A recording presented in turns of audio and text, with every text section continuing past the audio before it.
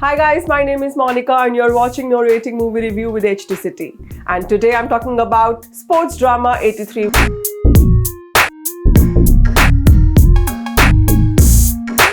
I remember when the 1983 World Cup legends visited the Kapil Sharma show amid heavy buzz. Over 2 years later, director Kabir Khan recreates somewhat similar magic on screen with his film 83 that celebrates India's first ever World Cup win in England. The film transports you to that era, allowing you to be a part of that victorious moment.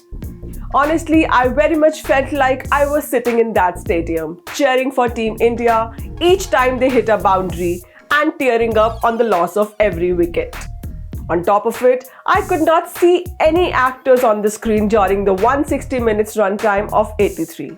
It all looked so real. Ranveer Singh takes the arduous task of stepping into the shoes of living legend Kapil Dev and aces it, especially with the Nataraj pose.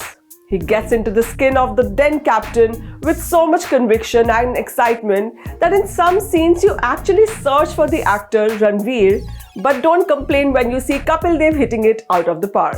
Full marks for the physical resemblance and prosthetics, his body language and mannerisms. However, in some portions I felt he goes a bit overboard with the heavy accent and dialogue delivery. But his hold of the Punjabi in broken English is quite how you would imagine Kapil Dev speaking back then. Ranveer does not do it all alone. He pulls it off with support from his team. Each of them so convincingly looked the part they portrayed on screen. Ranveer's camaraderie with all his teammates, especially with Saqib Saleem playing Mohinder Jimmy Amarnath, is endearing and unmissable. Tahir Raj Bhasin as Sunil Gavaskar, Jatin Sarna as Yashpal Sharma, Tamil actor Jiiva as Srikkanth, Ammy Virk as Balwinder Sandhu, and Harrdy Sandhu as Madan Lal hold on to their characters and shine in each frame. The preparation that all the 11 players on screen have undergone shows in their techniques and game on the field. Not to forget Pankaj Tripathi as PR Man Singh, the team's manager, who not only adds the humor but lends a strong support to the team.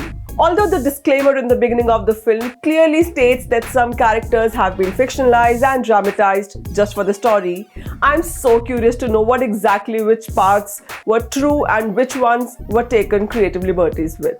Nonetheless, 83 beautifully encapsulates Team India's journey, their struggle, defeats, inner conflicts, personal losses, and most importantly, their passion to win, not for themselves, but for the country. Kabir Khan's film is less about the story and more about the characters and how they, despite once laughing at their captain's words, "We will win the World Cup," end up putting their best foot forward to make it a reality. Making a film based on such a historic milestone was quite a risky proposition even for director Kabir Khan, because you cannot afford to go wrong with facts here. But the minute details and nuances in the story that he highlights in the film makes you believe in his research and dedication towards the project. Yes, the film is about India's win, but Kabir does not hesitate to tell us how most Indians never believed that India could ever win the World Cup. The mockery and sarcasm hits you hard through some scenes. I particularly love the references to how a game of cricket can take precedence over communal violence and bring people from all strata of society under one roof. The scene where a woman delivers her baby right when Team India is playing their final match and how the family names him Kapil as soon as the son is born. Another scene in which a younger Sachin Tendulkar screams, "Main bhi India ke liye cricket khelunga," fills one with pride to know how this historic win impacted people's lives. Even while showing the personal stories of the players, Kabir has effortlessly blended it in the screenplay and it does not seem like a forced attempt. The film also stars Deepika Padukone as Kapil Dev's wife Romi Dev, but she has very little to do apart from sitting on the stands, smiling or crying depending on the team's game. The music of the film deserves a special mention.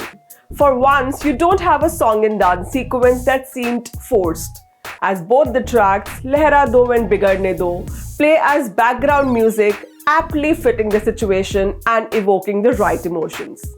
At several places, 83 gets a little high on nationalism, which could have been easily avoided.